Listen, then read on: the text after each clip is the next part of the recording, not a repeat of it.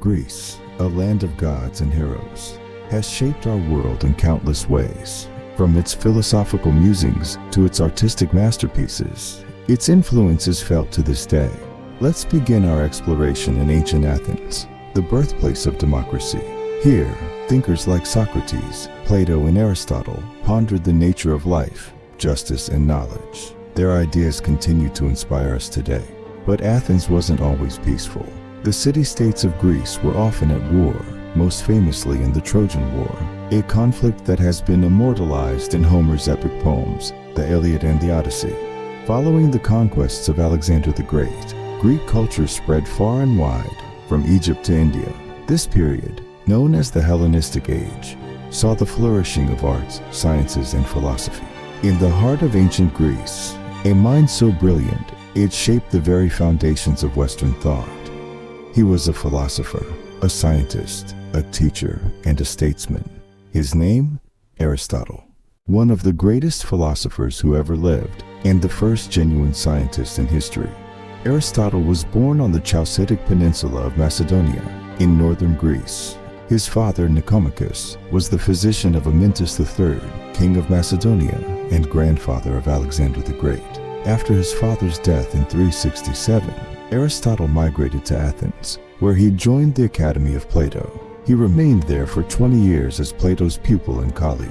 Unfortunately, there is little concrete information about Aristotle's personal life, including his marriage. Historical records are sparse, and many details remain shrouded in mystery. Some ancient sources suggest that Aristotle may have been married to a woman named Pythias. However, there is no definitive evidence to support this claim. It is possible that Pythias was simply a close friend or associate, rather than his wife. Aristotle's life took a dramatic turn when he became the tutor to the young Alexander the Great. During this time, he accompanied Alexander on his conquests, observing and studying the diverse cultures and civilizations he encountered. Aristotle's contributions to philosophy were vast and profound. He explored a wide range of subjects, from logic and metaphysics to ethics and politics. He is often considered the father of Western philosophy. Aristotle says, "All men by nature desire knowledge." Aristotle's vast body of work spans across various fields, including philosophy, logic, science, and metaphysics. Here's a comprehensive list of his major writings, categorized by subject.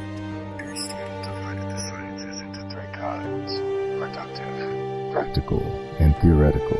The productive sciences, naturally enough, are those that have a product. They include not only engineering and architecture, which have products like bridges and houses, but also disciplines such as strategy and rhetoric, where the product is something less concrete, such as victory.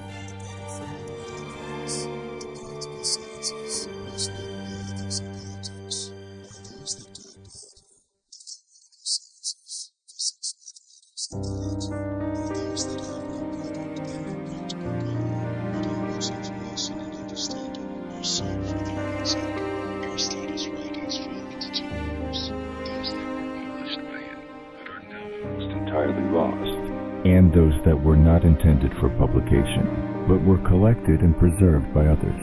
The first group consists mainly of popular works. The second group comprises treatises that Aristotle used in his teaching.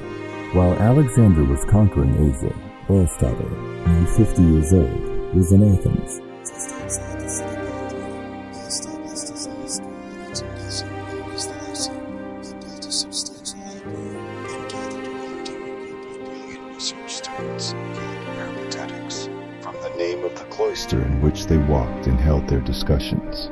The Lyceum was not a private club like the Academy. Many of the lectures there were open to the general public and given free of charge. Aristotle is believed to have died in 322 BC at the age of 62. According to legend, he fled Athens to avoid persecution by the city's pro-Macedonian faction. He is said to have died of a digestive illness.